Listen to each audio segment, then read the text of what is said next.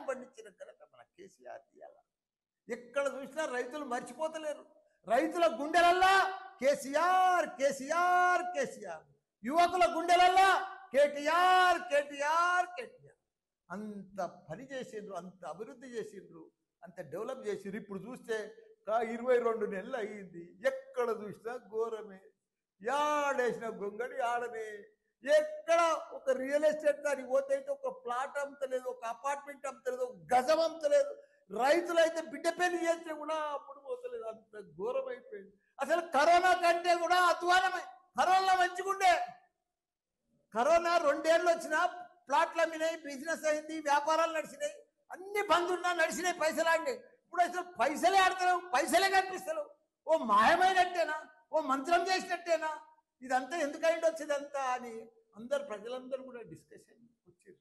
అంత పెద్ద అన్నపూర్ణ రాష్ట్రం, అంత పెద్ద పంట పండింది, అంత అభివృద్ధి, వ్యాపారాలు, real estate, India level builder అంతా వచ్చి హైదరాబాద్కి వచ్చినాయి. ఎత్తైన 58 అంతరాల బిల్డింగ్లు కట్టింది.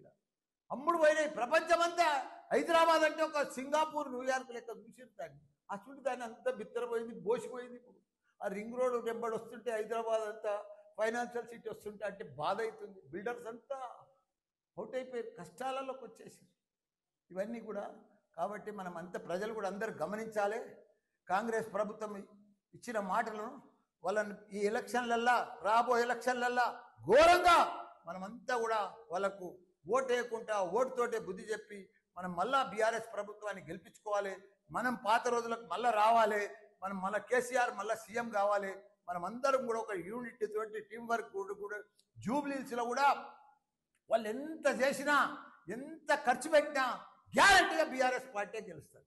తప్పకుండా మేమంతా కూడా ప్రతి వాళ్ళ తిరిగి ప్రతి ఒక్కరికి కూడా ప్రజలకు అర్థమైపోయింది. వీళ్ళ మోసపూరిత పదార్థం, వీళ్ళ బాకీలన్నీ మొదలు ప్రజలకు గట్టి ఓటు అడగాలని చెప్పి ప్రజలు ఇంటింటికి పోతే వాళ్ళు ఇదే నిలదీయాలని కూడా చెప్తున్నా.